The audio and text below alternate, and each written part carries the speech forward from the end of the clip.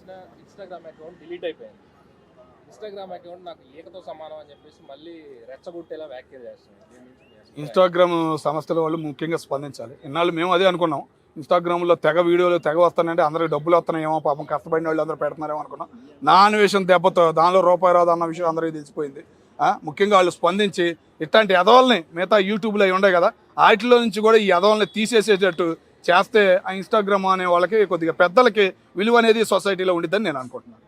బత్తాయిలు అంటూ రెచ్చగొట్టే ఆ ఓడుతో ప్రతిసారి మాట్లాడుతున్నారు. బత్తాయి దెబ్బ బత్తాయి రుచి చూసి చాలా రోజులు అయినట్టుంది. బయట దేశాలు పోయాడు కదా, ఆడ దొరుకుతున్నాయో లేదో మరి. బాగా రేట్లు ఎక్కువ అని చెప్పేసి నేను విన్నాను. బత్తాయిలు తినక బలుపు ఎక్కువ అయ్యి ఈ బలుపు మాటలని అంటున్నాడు. నీకు మొన్నటిదాకా పేరుందయ్యా, కొద్దిగా ఏది చిన్న వాళ్ళు కూడా నీకు మర్యాద ఇచ్చారు. ఆ మర్యాద అనేది కూడా నువ్వు పోగొట్టుకుంటున్నావు సొసైటీలో, తెలుసుకోవాలి నా అన్వేషణ గారు.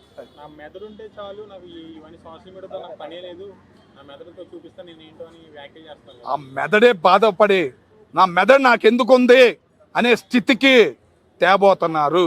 ఇన్స్టాగ్రామ్ ఒక్కటే అనుకోవద్దు, ఇంకా ముందున్న ఈ ముసళ్ళ పండగ నేనేంటో చూపిస్తా బత్తాయిల్లారా సవాల్ విసురుతున్నాడు. అదే ఎక్కడో ఉండి చూపించడం కాదయ్యా, నువ్వు అక్కడ కూడా నీకు దెబ్బ మొదలైంది. నువ్వు మలేషియాలో ఉండవు అనుకుంటా, నీకోసం అన్వేషణ అక్కడ ఆ అన్వేషణ కూడా జరుగుతుంది. నువ్వు అక్కడ దొరికావు అనుకో, నీకు ఆ రుచి ఈ రుచి అనేది కంపల్సరీగా చూపిస్తారు. ఎందుకంటే మలేషియాలో మా వాళ్ళు ఎక్కువ అయిపోయారు ఈ మధ్యకాలంలో, కాబట్టి నీకు రెండు రుచులు కంపల్సరీగా చూపిస్తారని నేను అనుకుంటున్నాను. భారతదేశంలో పుట్టి భారతదేశంలో వ్యాఖ్య చేయడం మీద ఆడు వైజాగ్లో చెడబుట్టాడని చెప్పేసి వైజాగ్ వాసులు నిన్న కూడా అన్నారన్న, ఇలాంటి దరిద్రుడు ఎట్టా పుట్టాడని.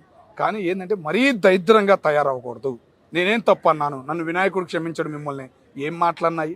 పోయి సీతమ్మ జోలికి వెళ్తావా నువ్వు?